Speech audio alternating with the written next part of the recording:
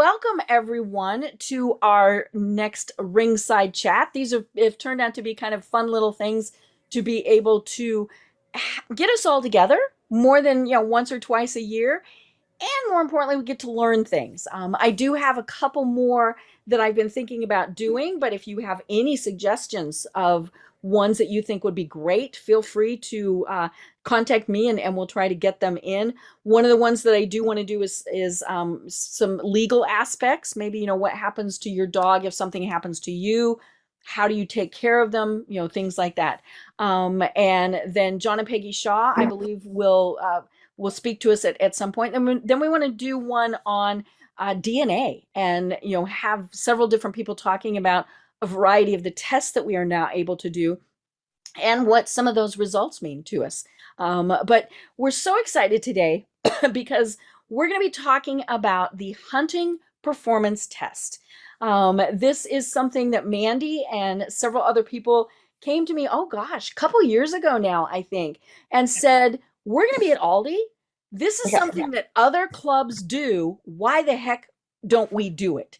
And so Mandy and her committee have been working so hard at getting everything processed, getting everything sent to the AKC, and we are literally just waiting now to hear from them.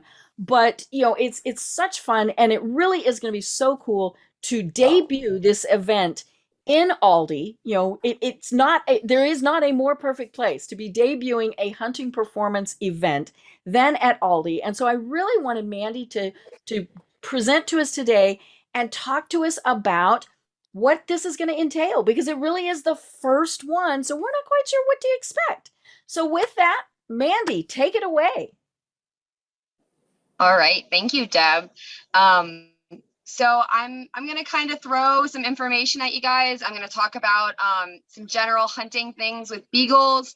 I'm not going to babble on too much because I really want to get to you guys' questions, because I know everyone has lots of questions. So I'll kind of give you guys a basic overview. If I can certainly talk more. The girls in our committee, I know Hal, I saw that she was on. Feel free to chime in if you have anything, Hal, because I know you are my right-hand woman and have been working diligently with me. And I want to just thank everyone who's been involved in this, because it has literally taken an army of us to get this moving forward. And for so many of us, this test is going to be so near and dear to our heart for so many different reasons.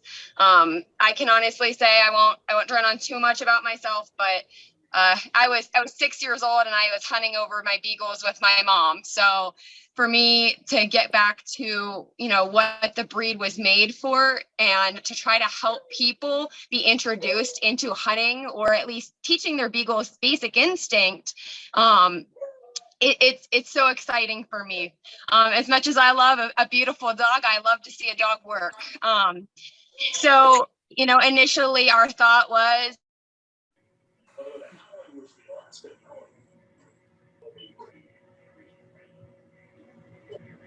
the back hoped it to be for beagles. So we changed a few things to make it a little bit more catered to our breed. If you look at different bird dogs, whether it be the pointers or, the labs, they have very specific hunt tests, and then they have field trials. So those are going to be two very different things. I'll kind of talk briefly about why the hunting performance test is so different than a field trial. So to get started, there are 3 levels to this hunt test. I know it was months and months ago. I had posted a little bit of information and got a Facebook page going. So we did get some questions, some really good constructive stuff, because let's be honest, as much as us girls have met and, brought in some field trial judges, I've been judging a lot in field trials, getting my feet wet, that kind of thing, to bring more things to light. It's always great to have more minds go, hey, wait, what about this? Because I'm sure there's always going to be something. And as with every event, the first couple are working out the kinks. So if you guys will be patient with us in Aldie, I'm sure we can get this up and running and getting it to be what it should be. So like I said, this hunting performance test is 3 levels. So the levels are in order of easiest to hardest idea being if you pass all 3 levels, your beagle would be what is called a functional hunting companion. And what that means specifically is that if you chose to do so, you could take your dog out during hunting season, run it on a rabbit, and be able to actually harvest game over the dog successfully with minimal effort. For those of you who aren't familiar with, beagles function, because I have gotten this question a lot, the beagle is not supposed to catch the rabbit. The beagle is supposed to chase the rabbit in a circle back to the handler. Rabbits will naturally circle back to where they started. That being said, if you get a rabbit new to the area, or one that's maybe in mating season, sometimes those big buck rabbits will take off on bigger laps. So that can be tricky for sure. But as a general rule, the rabbit will circle back around, which does make it convenient for those people who are more concerned about their recall on their dog. The dog's going to circle back around to you. So you're going to get another opportunity as long as that dog can stay with that rabbit. The other thing that I do want to mention while we're talking about having your dog off lead and those concerns, at Aldie, we will have GPS collars to be put on every single dog. That way we can track them. There's enough of us people who are willing to donate for the weekend to put the GPS tracking collars on. We're quite the family here. We're quite the group. If a dog goes off, we have the collar and the GPS, we will find them. That being said, Aldie does have a fenced in pen, but as we know, fences and beagles aren't always the best thing. They're quite the escape artists. So that's a little bit about that. If your dog has absolutely never done anything related to hunting or running a rabbit, and you're like, I would really love to do this, I don't know that I'm going to get a chance to find someone to help me. In the meantime, can you absolutely enter level 1 and see what happens? Sure. I don't mind at all. There is absolutely a level of actual instinct involved in this test. However, just like going in the show ring, if you don't practice, it might be a little sloppy. So I'd recommend practicing. For levels 2 and 3, you definitely are going to need to run your dog somewhere to really focus on getting the dog to circle the rabbit the full way. But for level 1, I'll talk a little bit about it because we have changed it a little bit since I posted some information. We sat down, I'll tell you what, we didn't want to make this too easy because we don't want, the field trial guys to be upset with us because, oh, you're just giving a title to something that's doing nothing. But we didn't want to make it so it wasn't achievable for beginners. So the first level is called Hunting Beagle Instinct now. So pending the AKC approval, it's going to be an HBI for the title on that one. So it is scored off of 4 different categories. The scoring is between 1 and 5 points in each category. You have to have an overall score of 10 to pass level 1, and it is a one-time pass. What I would like to see in level 1 is a dog that maybe isn't in the weeds the whole time. That's totally okay, especially with show dogs. They're going to want to be with their owners, a lot of them. That we're going to want them to get in the weeds. You can absolutely talk to your dog. You can encourage your dog, that kind of thing, to get them to hunt the game. We want to see them succeed. So they're going to be judged on their searching ability and trying to bring up game. Aldie famously doesn't have an overabundance of rabbits. They are absolutely there. That being said, it's certainly not going to be a give me that one's going to just bounce out in front of you if I had to guess. So the dog will probably have to get in the brush to get it stirred up. Let me just look here. There are limits to the number of dogs in each pack. For level 1, just want to make sure I have my chart up here. For level 1, the size of the pack I have written is 2 to 3 dogs at most in a pack.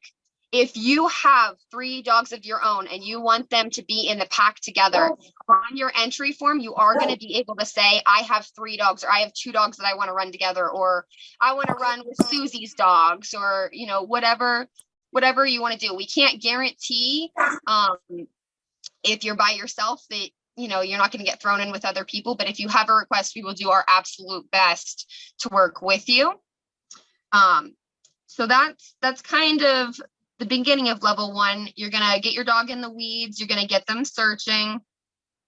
There are 3 other parts to the rubric. And like I said, I do want to briefly touch on them just because things have changed a bit since I posted it. The second category is desire. So what we're going to be looking for here is a dog trying against all odds to stay with that rabbit scent. That is a very natural thing.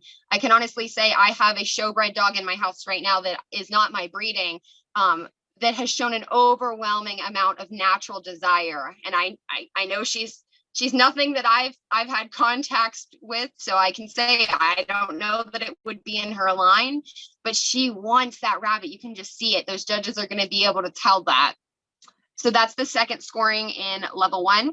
The third scoring is handling. This is where keeping your dog with you, having a decent recall. This is something that's really achievable for a lot of you guys who do obedience and agility. You know, your dogs are good dogs off lead. Let's see them shine through this handling aspect.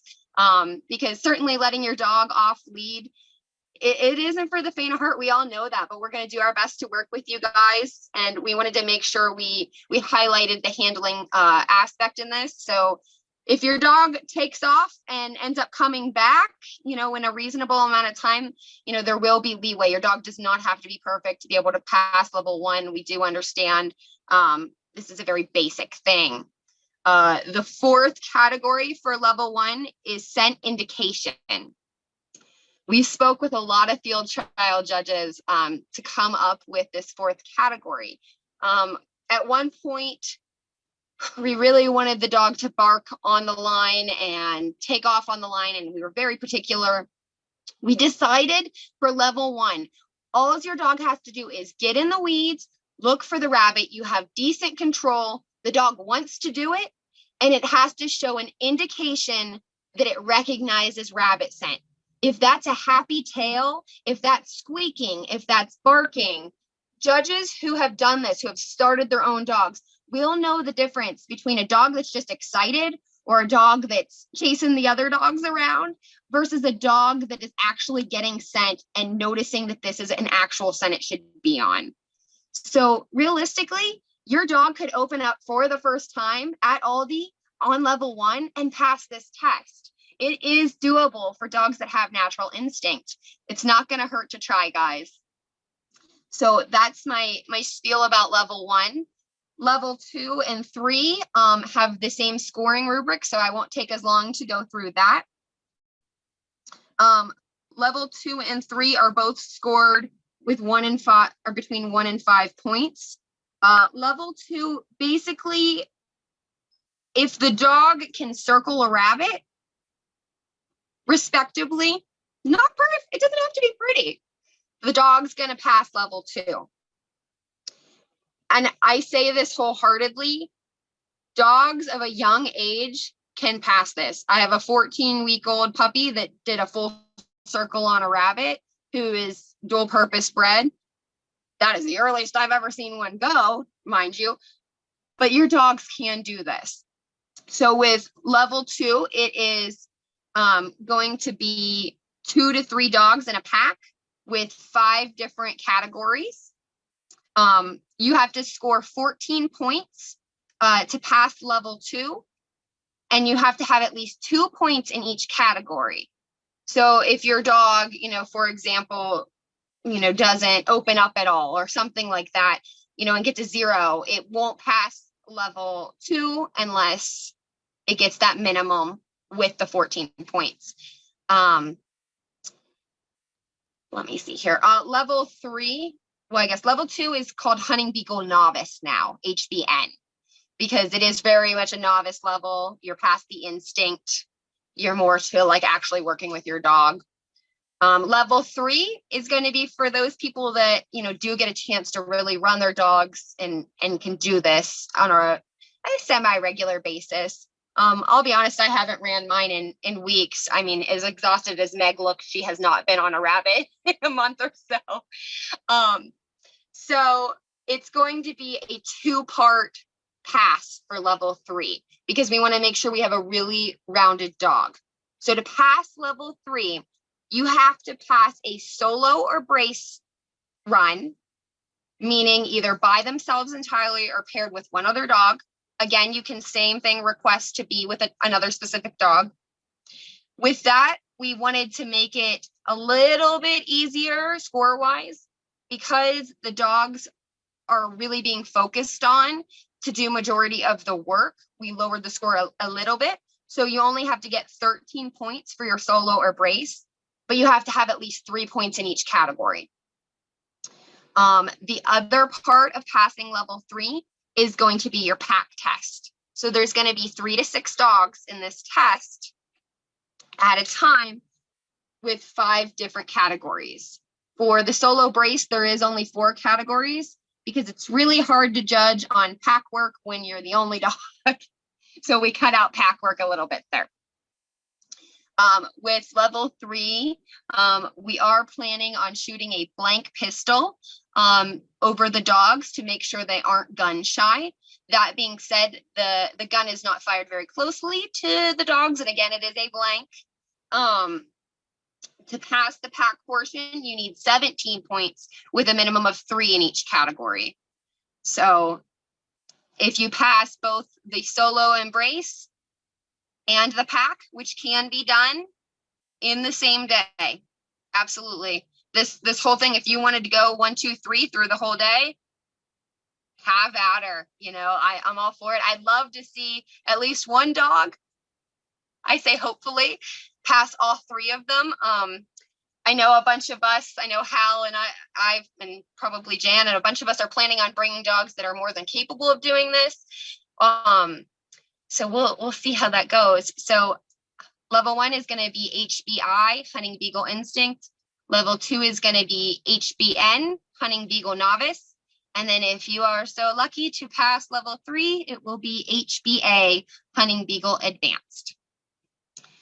So I threw a lot at you there, but I have more I can talk about, but I want to open it up here for a minute and see if anyone has any specific questions. I want to make sure I get them addressed. So anyone? Well, this is great. You know, I have muted everybody. So if you have a question, you're please, you know, you just need to unmute yourself.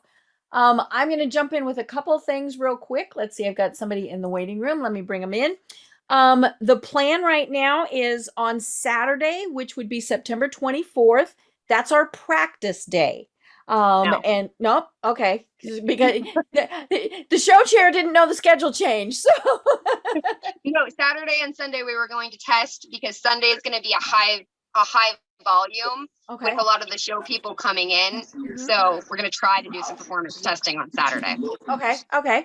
So, you know, clearly the schedule is always a moving target until entries close and we know, you know, how many we have to do in various places. So we'll keep all of that posted.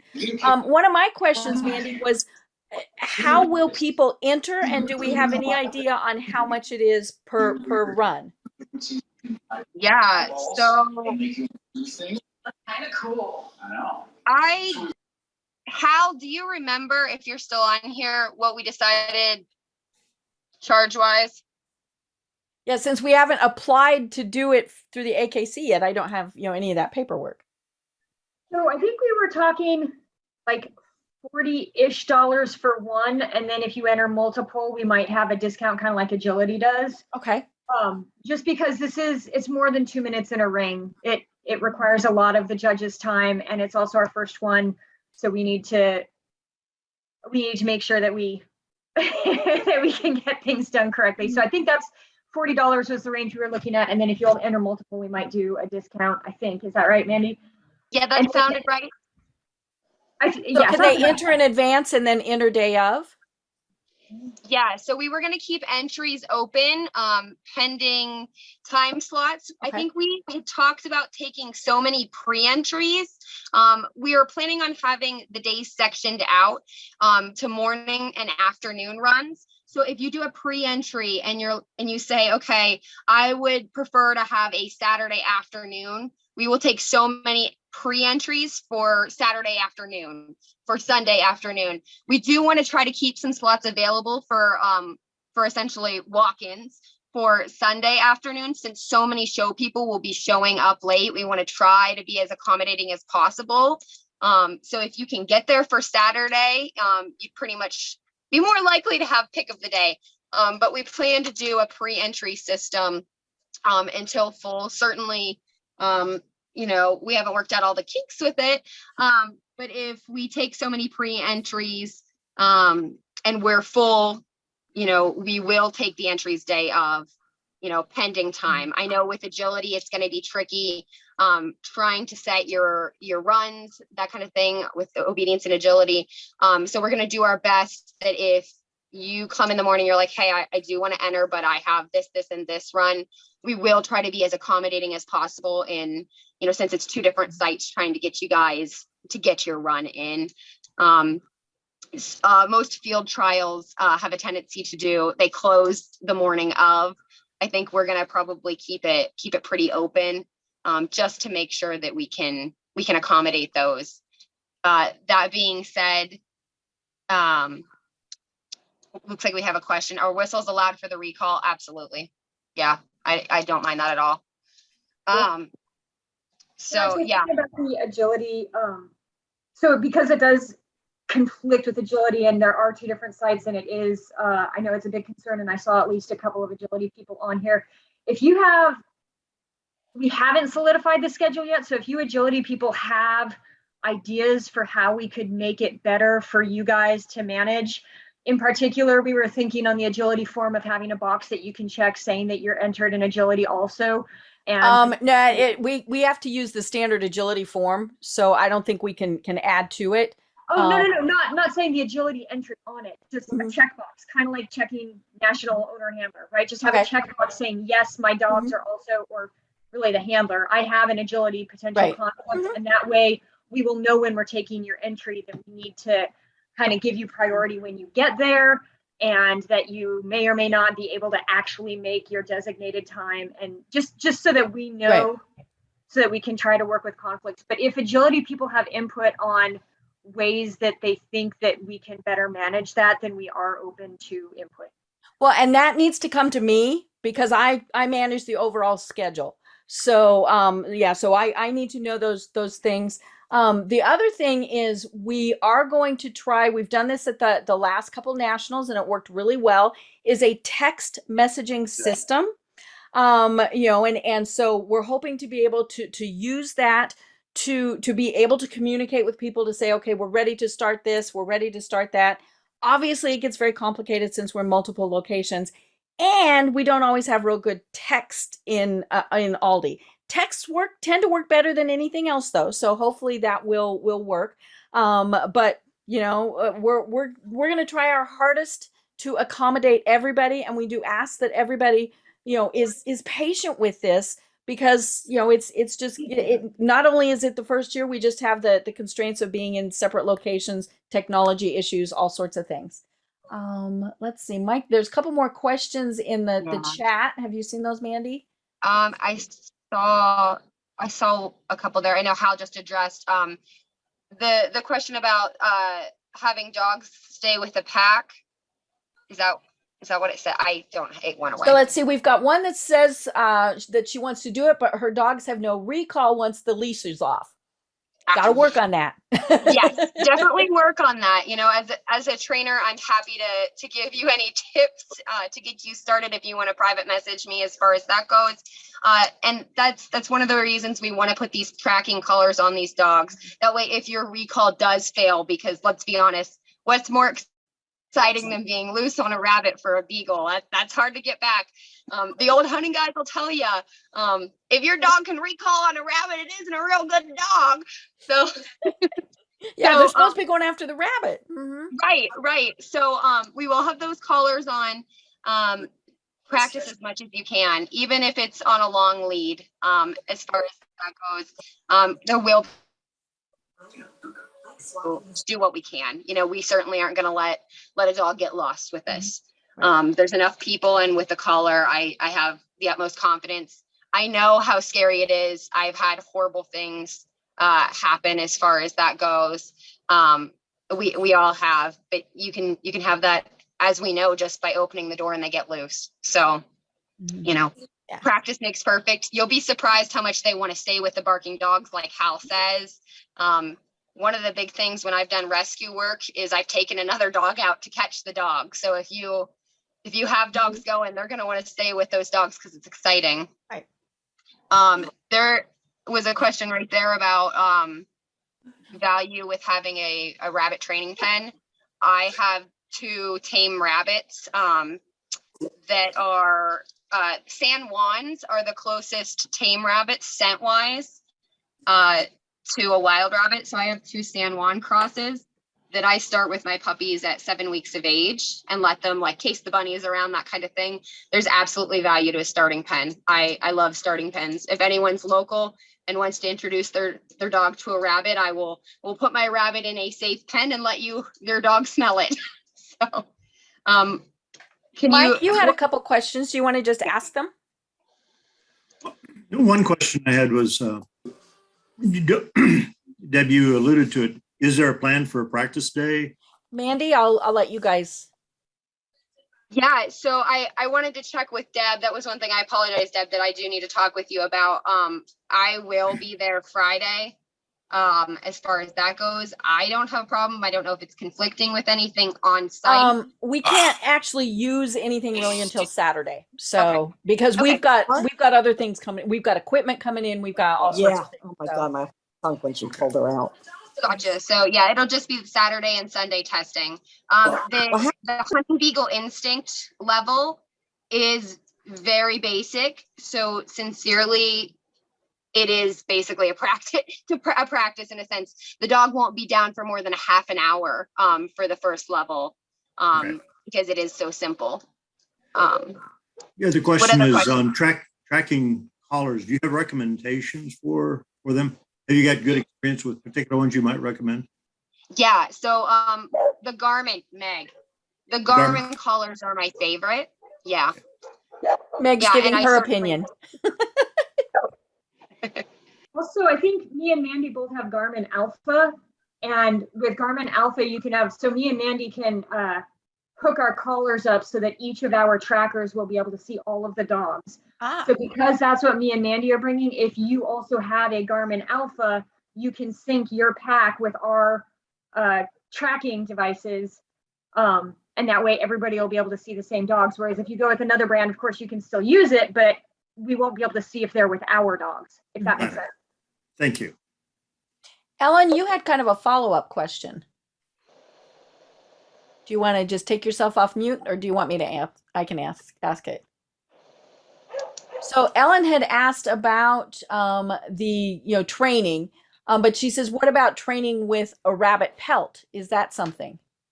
Yeah, I'll be completely honest. I'll share my trade secrets. So I have a tendency with my young dogs. I start them with the live rabbit as puppies, but they get to the point where that becomes a little dangerous for the rabbit.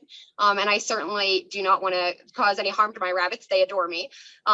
So I will use a rabbit pelt. I'll be completely honest. We a lot of times will freeze our pelts. It loses some of the scent from hunting season, but certainly not to be morbid or gross, but sometimes there are accidents at the Beagle Club that I'm vice president of locally, and we're able to get fresh rabbit. They do also sell rabbit scent. It's not perfect, but it certainly is a way to start. And I will do a controlled drag. So I will tie like a leash or a rope onto the hide or something that has the scent on it without the dog present, and do a drag, and then set the hide out of sight and help the dog like get all excited, like here he is, and get them on the scent, and slowly work on more difficult drags. The big thing is at the end of the drag, if they make it to the pelt, I normally let them play tug of war, and like we have a huge party about it. Mm-hmm. So yeah, I absolutely think there's huge benefits to drags. Wait, sorry. Yeah, so they were asking about other places to source rabbit pelts. Yeah. Part of that's going to depend on where you are located. If you're located in, say, the West, where people are still hunting things like that, then that you could get it sourced pretty easily. In the more civilized parts of the world, it might be a little bit more difficult. But there are other tracking groups that as Mandy was saying might have the opportunities. Well, I and mean, I hate to say it. I mean, check with your local pet stores and things like that. I mean, things happen. Well, you can also look for people that process rabbits for meat Oh, that's true. Mm-hmm. and ask them for their pelts. That's what we do. The reason I ask this is because that's how you typically start dachshunds for field trials. And it worked really well with the dachshunds. So I thought it might work well with the beagles. Mm-hmm. Yeah, absolutely. You do need to be careful with the tame rabbits. They do not have the same scent. I will say, a lot of people, I'm central Pennsylvania. A lot of people take their dogs up to Maine to hare hunt and whatnot during season. And even that has a slightly different scent. So transitioning dogs, if you've done scent work, dogs can be very specific with the scents that they're used to and the scents that they're trained on. Certainly to get the idea, I don't think it would be harmful, but making sure that you're able to get them on live game, after doing some basic scent drags, it's going to be key. They see that rabbit, they're gonna want to go after it. What happens if they do catch it? That is one of the. So, it will either be humanely taken care of or released. Is there a penalty? I mean, do they get disqualified if they catch it? Okay. That depends on the judge. I certainly would never fault a dog for the amount of desire if it wants to go after the rabbit that bad. And I do AKC field trial judging. I had a pack that was very loose on the line. So what that means is if the trail goes straight through here, they might be weaving on and off of it a little bit too much for my liking. You want them to be like every step that the rabbit took, we want them to be picking up that scent rather than going over here. Certainly wind and different elements can change that. But the dogs were really loose on the line and they kind of went whoop on this poor rabbit. It didn't make it for sure, but I did not penalize the dogs at all because they were doing what they were meant to do. They just caught up to the rabbit. Certainly, if a rabbit is overrun, they're more likely to have that issue. So if you have a good judge, they're going to call field trial or call hunt test to pick up the dogs as to not overrun that rabbit. A lot of times if there's a younger rabbit, in September, we shouldn't necessarily have this issue, but as we hold hunt tests different times of the years, as a field trial judge, I have said, oh, this is a baby rabbit, pick up your dogs. We're moving to a different section because we want to be as respectful to the game as we absolutely can. Certainly they're hunting dogs, they're going to hunt. But we certainly don't need to be cruel. So. Right. Well, and there are going to be lots of scents at Aldie. I mean, it's free range bunny, and so there's all sorts of things. There have also been reports. We do have the caretaker living on site now, pretty much all the time. We've been having some bear issues. And I thought, okay, I'm staying in a cabin. I'm not too sure about all this. But, and so, there is a chance that, as Mandy said, they'll go off scent. They'll go on to something different.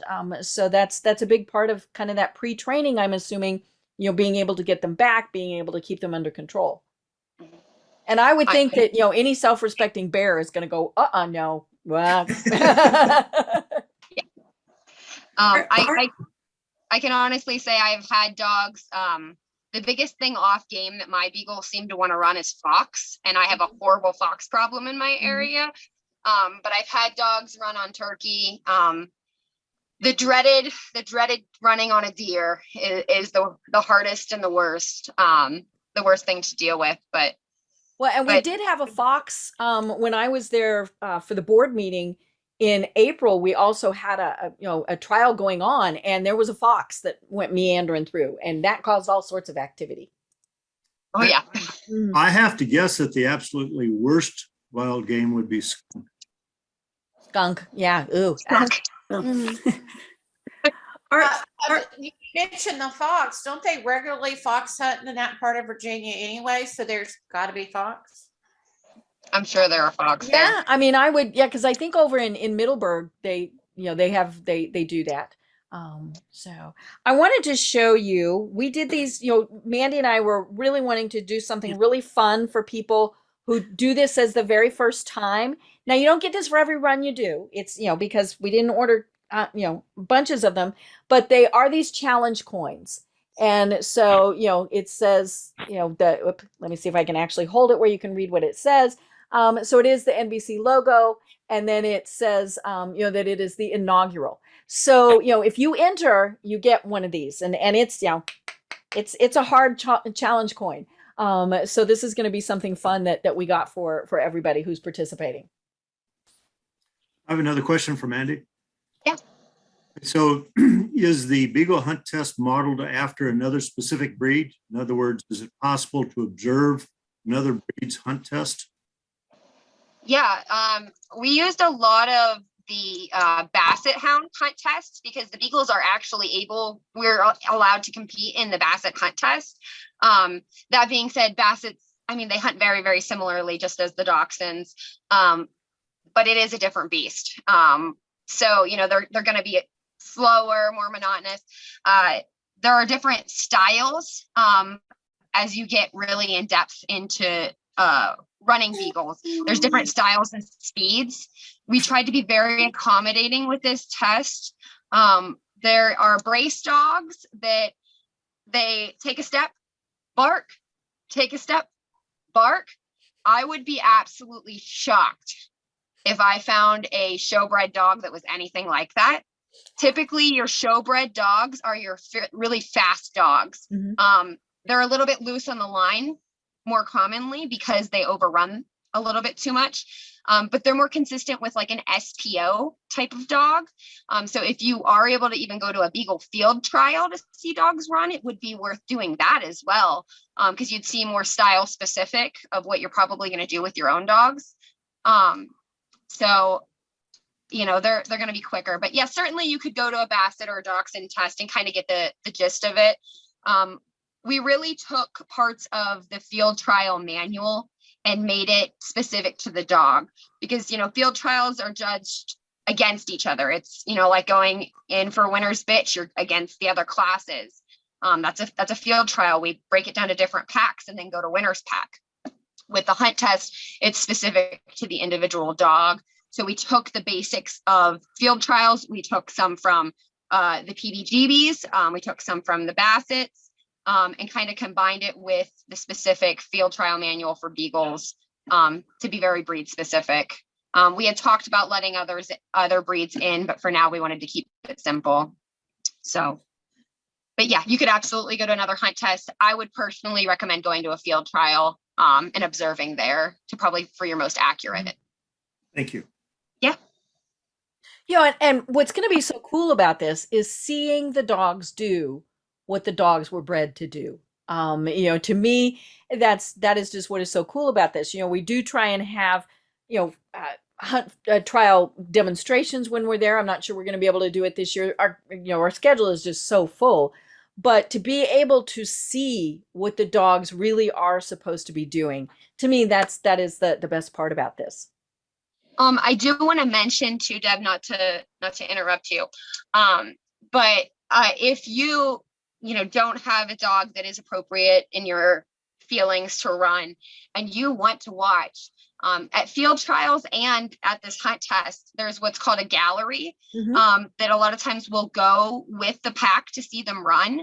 You guys are more than welcome to come see them run. Mm-hmm.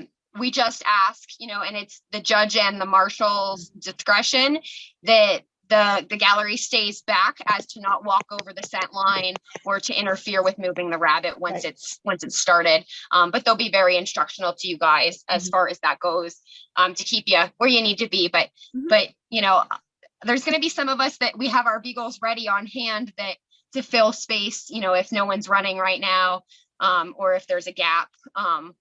You know, I could probably enter 10 dogs right now on my own, but we're not going to get too crazy. So you can absolutely, you know, come watch and come learn. Mandy, one of the things I was wondering, you mentioned that this is 3 different levels. Does someone have to start at level 1?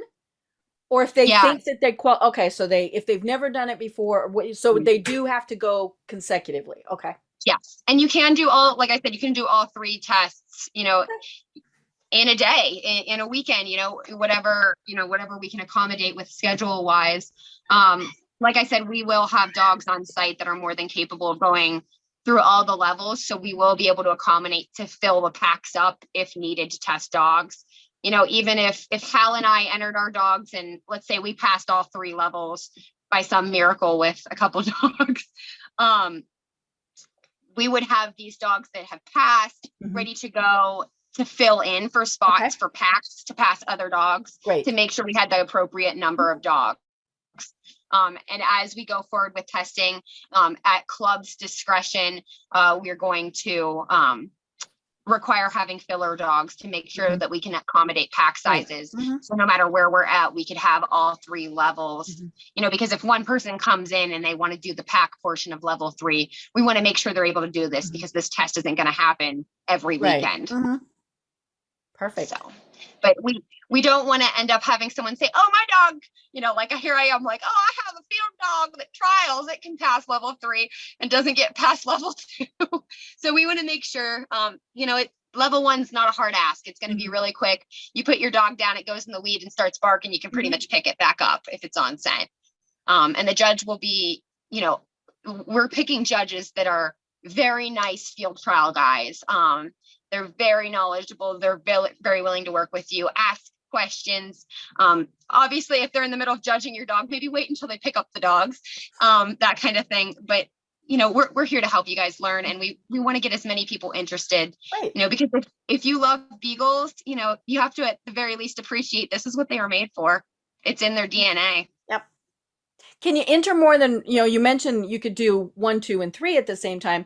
Could you do like 1, 1, 1? You know, keep trying. Obviously, it's a time thing. You know, we want to make sure everybody gets through. But can you go more than once? Yeah. So I honestly don't know that we talked about retries as far as that goes.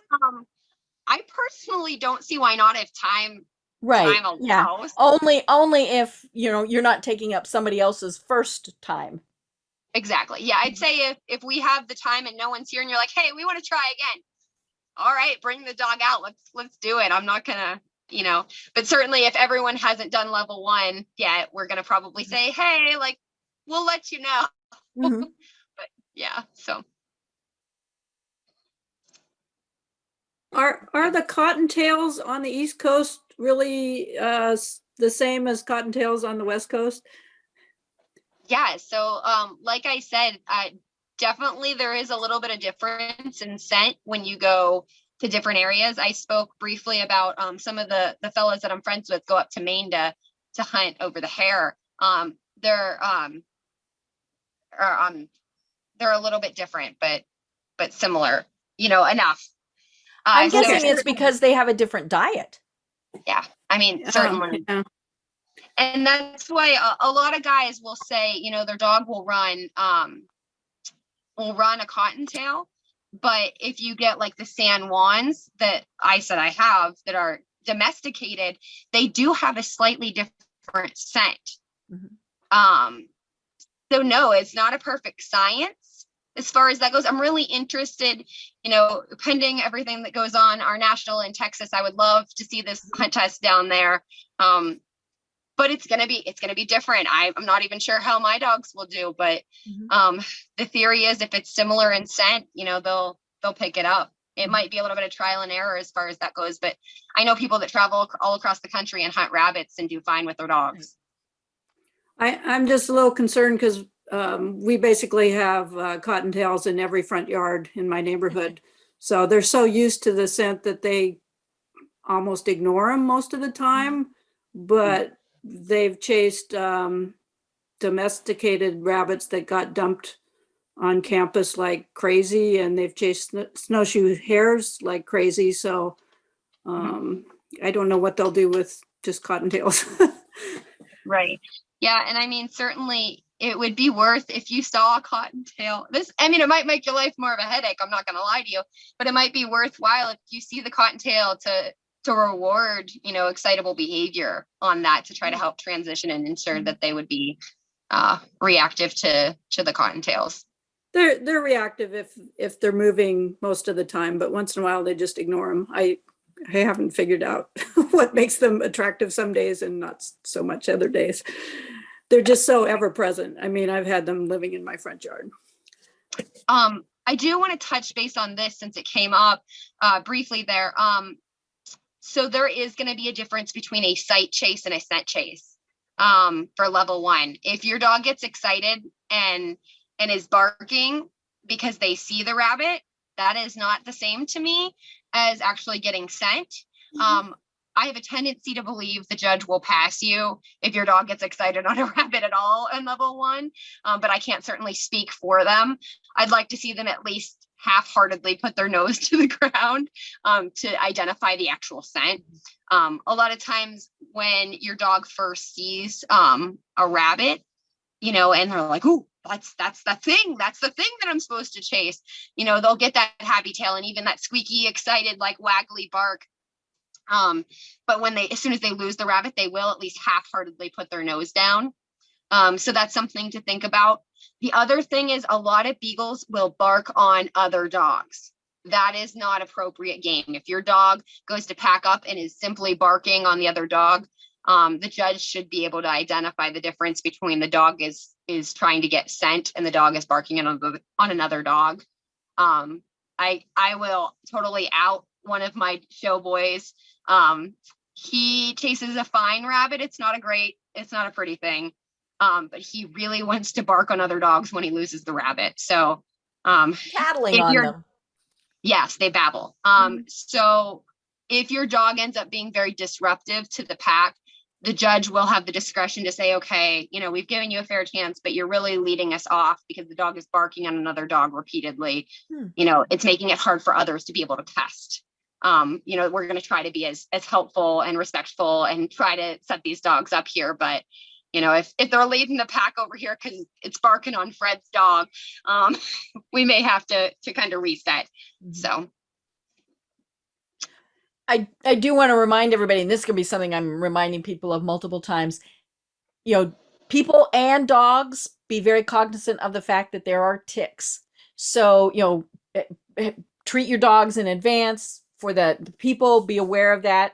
There's going to be all sorts of things out there, but ticks especially will be out in the grounds. And so really make sure that, you're out there with long pants on, that you've been treating your dogs, all of those various things. There was a question about a dog that barks on other dogs and tattles. I'm assuming the tattling is when the other dog's doing wrong, the dog will bark. I have one that'll do that. But as for barking on other dogs, my biggest recommendation is if you can run that dog by itself a bunch of times before this on a rabbit, or even some, the more that they actually get their independence and learn to bark on a rabbit, the less likely they are to bark off game, whether that's on another dog, on a deer, that kind of thing. One of my younger puppies right now, she is running so well. I spoke earlier of her. She's running so well on game. I'm hesitant to put her with another dog because it's her uncle that barks on other dogs. So I'm trying to solo her as much as possible to make sure she has the independence and really gets the idea. But certainly, a little bit of yipping here, we're going to try to be forgiving. As you get through the more advanced levels, it's something that you're going to try to want to train out of them as much as you can. But yeah, a lot of soloing is probably the easiest fix, I suppose. Cool. Yeah, I'm the one with the tattletale dog, so I can promise you that's what she's gonna do. Bark, bark, bark, bark, bark. So You. Yeah. oh no. Okay. Mandy, could you take some videos of some of the things that you're talking about so that people who have not done this before can see a little bit about what you're talking about? Yeah. If you are able and have Facebook and you join the AKC hunting performance test page, we do post videos and try to point out different parts of running. I'm certainly happy to post some of it to different pages as well. Yeah, because we've got the show page, and so it would be good to have it on the show page. Yeah, I can absolutely transfer some of it over there. Yeah. Not to be this guy, but I have a TikTok page where I have an intro on how to start your dog on a rabbit. I love it. That'd be perfect to share with people. I think that would be fabulous. But because those who have never done it, it's getting started. It's little things, and a lot of times you're doing things and you're like, what am I doing? Mm-hmm. I still feel silly sometimes when I'm dragging a dead rabbit in the yard. Okay. So, it's a different world. It for sure is. And I would encourage anyone, if you guys can get on and look at the different field trials, if you have any in your area, show up. There are good people there that will help you. You can see the dogs run. You don't have to enter to be there. It's like a dog show. Just show up and wander around, ask questions. And if anyone gives you a hard time, give me their name and I will talk to them. So well, and you can search on the AKC website and find the field trials there. I think there are some on InfoDog as well. If you look, you can search by trial. But I know I'm wearing the PBGF logo. That's the Pennsylvania Gun Dog Federation. You can get on their website. They'll list local clubs and trials there as well. If you're local to me, certainly if you're anywhere in the Pennsylvania vicinity and you want to see dogs run, give me a call. I'll take you over to. I'm vice president of a club. I'm happy to help who I can and try to help people find mentors. But really, reaching out to your local clubs, is going to be the easiest thing to get started. And there's a lot. There really are. Anytime I search and I forget to put in some parameters, I'm like, wow. As far as the search, if you open up the AKC event page, you should look at the trial type. Mm-hmm. So you'll usually see 4 different trial types, and the type that you guys would want to look for are either gun dog brace with the word gun dog in there, or small pack option with the word option. Because if it is just a brace trial or just a small pack without that O or option at the end, you're going to be watching the dogs that take a step, bark, take a step, bark. So look for the words gun dog or option, or if you're lucky enough to be up north, you can go to a large pack trial. And then this is just my opinion, so take it with a grain of salt. I feel like the slower formats are easier to watch and understand what's going on. Now, your dog may be faster, and that's fine. And I don't have anything against the faster formats, but a lot of time when you go to the faster formats like Midwest, they cut their dogs loose and their dogs are gone. And you can hear it, and you can ask the guys who are standing around talking what they're hearing. But if you want to actually see it, it's worthwhile to go to the slower options or the slower formats, which a lot of times gun dog brace is a little bit slower and it's easier to follow. Okay. So those are my suggestions. Cool. Absolutely. The other thing that I just want to touch on, if you do go to a field trial with some of the faster formats and you're like, that's what I have close to me. The dog that is in front is not necessarily the best dog. That's my disclaimer as a judge. There's a lot of hooking and skirting where they go around and go offline to get in front. There's a lot of competitive nature and politics, just like there is in the show ring, guys. So be looking for that dog that really is true to the rabbit scent. You see that rabbit come across and that dog is consistently where that scent is. And you'll find people that know. And the people that are willing to talk to you, they're going to be honest with you. So. Well, we're at the top of the hour, but I want to make sure that we get all questions asked. So does anybody have any other questions? I was spending a little time here listening and looking at some of the GPS collars. Mm-hmm. Wow, it's quite a price range for even the alphas. And I see two people laughing. Okay. I got a feeling you've got the high-end versions. That's got the whole kits for one dog, viewer, recharger, all sorts of fun things, right? Yeah, I'm thinking I paid like $1,200 for a set of two. I mean, I you know, think- it's the safety of your dog. Yeah, I'm Also, the just trying to cheaper figure out what I'm I going to do know. with how Now, much now ice I cream can I'll do tell you without. we are going to raffle off another GPS collar as one of our raffle items. I'm not sure which one it is, but it'll be, let's see, I have it marked down that it will be in mid-July that we will be offering a GPS collar again as one of our raffle items. And I think it's one of the higher end ones. Do y'all know if they have, because I have the Garmin Alpha and I could only get one collar because they were having shortages. Has anybody seen any more? On Amazon, looks like you can get collars, single collars to add to them. Well, and I don't know. I was going to look and see who the vendor is that we're getting ours from for the raffle. I think it's like a farm supply store. Yep. And I think that's because Rachel has some very good connections because she does, a lot of different things. So, I think that's who she's going with, is a farm supply store. It probably is, because I think that's what I got for Christmas from my husband, and it's whatever Rachel told him to go get. And so I think that's where it's from. That's going to be your best luck, is trying to find a semi-local or somewhere you can just order online. Just either dog supply or farm supply stores. That's where I've ordered mine. They keep them because, the people that are out there every weekend, we need them.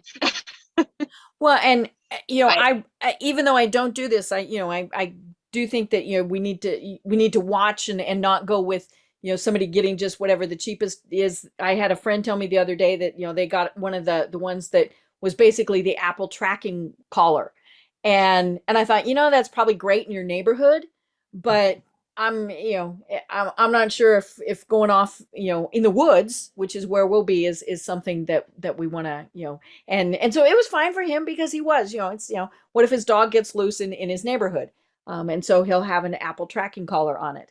I'm guessing it comes with a hefty price. It is Apple, but it was actually the first time I'd ever heard of it, and I thought, nah, I'm thinking Garmin. I mean, everybody that I've talked to for this does Garmin. Deb, are you talking about the AirTag? Yes. They run $30. They're not super accurate. I have several because when I get stressed, I lose things. Yeah. I mean, I would not put one on a dog to find it. I kind of told the guy, because when he said, oh, it really wasn't all that expensive, I said, you're getting what you pay for. Yeah. He's an Apple great. guy, so. They're great for me when I leave my headphones set at the gym, but we still don't know exactly where I left them. Right. So I would put one on a dog. Right. But yeah, I would say, and I think what we can do is, one of the things that I'll do is I'll put a link to the hunting performance Facebook group in our several different places that I manage those pages. So we've got all of that. And then, ask lots of these questions. Everybody is obviously very willing to share the information and say, here's the brand we have, here's who we got them from, all of those. And so don't hesitate to ask, because, we are new to this for the most part. Some of us have never even, and I'm still not even doing it. I'm just watching. But, everybody's being very, very helpful. And so don't hesitate to ask questions.